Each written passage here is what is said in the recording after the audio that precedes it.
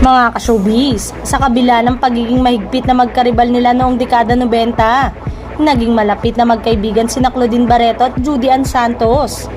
Sa panayam niya sa Fast Talk with Boy Abunda ngayong Biyernes ng hapon, isiniwalat ni Claudine na pinagbawalan sila ng pumanaw na manager ni Judy Ann na si Alfie Lorenzo na makita silang magkasama dahil sa rivalry nila na binuo noon ng kanilang mga taga-suporta. Pagbabalik tanaw ni Claudine, "You know, Judy Ann and I, people think we don't get along. We never get along. But in truth is that even nung debut niya, right after, I remember that was a Sunday and everything was closed. The after party was in my condominium." Pagpapatuloy niya, "Ang dami naming pinagdaanan ni Judy Ann. It's just that during that time, we couldn't, kumbaga, para kaming mag-boyfriend, girlfriend ni Judy Ann." Noong November 2009, lumipat si Claudine sa GMA7 matapos ang matagal na panahong exclusive contract niya sa ABS-CBN. Ayon kay Claudine, hindi niya malilimutan hanggang kamatayan ang mga naging pahayag ni Judy Ann tungkol sa kanya. Hoping din ng aktres na magkasama sila sa isang proyekto. Tuloy na nga ang pagbabalik showbiz ni Claudine at this time ay seryosohan na talaga.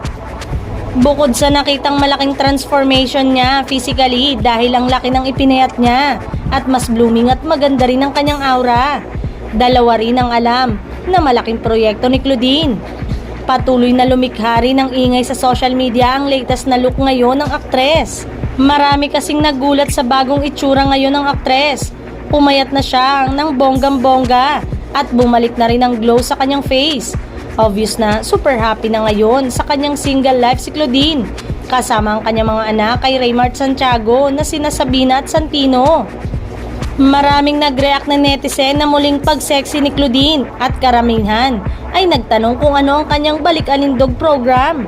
Ayon sa kanyang fans, pwedeng-pwede na uli siyang bumalik sa pag-arte dahil pasado na uli siyang leading lady. Narito ang ilan sa mga comment ng kanyang IG followers.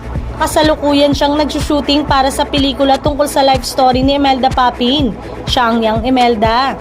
At may isa pa siyang bonggang project na hindi pa talaga nire-reveal ang casting, pero from a source, nalaman na tinanggap ni Claudine ang pagbibidahang teleserye ng Donbal Love Team ni Donnie Pangilinan at Bel Mariano. Nanay raw ng karakter ni Bel ang magiging role ni Claudine sa teleseryeng nyo ng ABS-CBN. Mula rin sa source, determinado raw talaga ang aktres sa kanyang karir. Focus din daw si Claudine sa kanyang health, kaya naman patuloy ang kanyang pagpayat. Nakakatuwa nga raw mapanood ang video na kanyang binahagi. Makikita kasi dito ang bonding moments nila ng magbe-best friend, kasama si Bianca Lapus at Janelle Hammer.